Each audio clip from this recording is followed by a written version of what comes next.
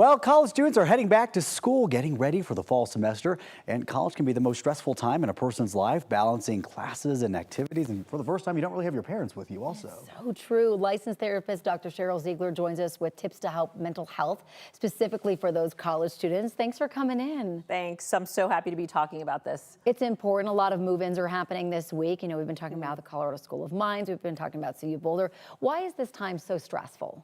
Well, it's just like you said, you don't have your parents there anymore to go, really go to bed, put your phone down. Even when you're 17, even when you're a high school senior, you still have your parents, you know, reminding you to do those things. And now all of a sudden, it's up to you to take care of your physical health, your sleep, all the things that are on the periphery of what make up our mental health. And we don't realize how much we rely on our parents until this moment.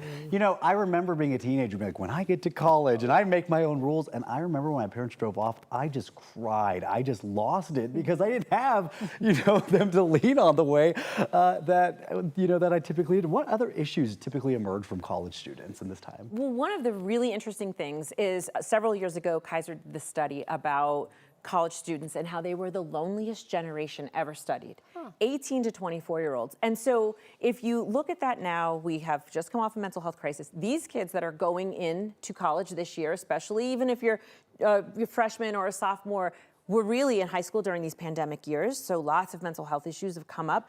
And so now they're on their own to figure out, how do I balance being in person with people and being able to be super social with this workload that I have, and also this awareness that I should be sleeping well, eating well, doing all of these things. And so for some kids, it's really overwhelming, and they're really seeking out help on college campuses. A lot of college campuses are really amping up counseling departments because the demand is really great. Everything doesn't click right away. You know, it's such a big change. What tips do you have?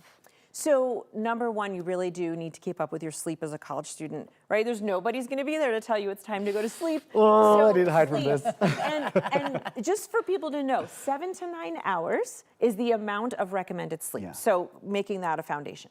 The second one is that healthy diet. We all know, you go to college, you could live off of pizza and fast food. And so I just say to college students, you know, pick and choose when you're going to do that. I know you're going to do it. There's insomnia cookies. You can get cookies delivered at 2 a.m. while you're studying, but limit that. And really, the other meals, try to make them really healthy. Again, because sugar impacts our mood, and when it goes up and down, we don't handle stress very well. So you get more depressed, more anxious, the more sugar, the more processed foods you have. So even if you just got sleep your 7 to 9 hours, drink and stay hydrated, and try to eat well outside of the times where you're, you know, having fun, eating the junk food. It really keeps you a lot more regulated, better able to deal with the stress. And you know what I wish we could go back and tell our younger selves too, is everybody's trying to figure out, nobody knows what they're doing. Ask the questions if you don't know, right? I feel like parents always say, you don't realize that your parents didn't know what they were doing until you become a parent yourself. Yeah. And when you say drink, you mean water. Drink the water.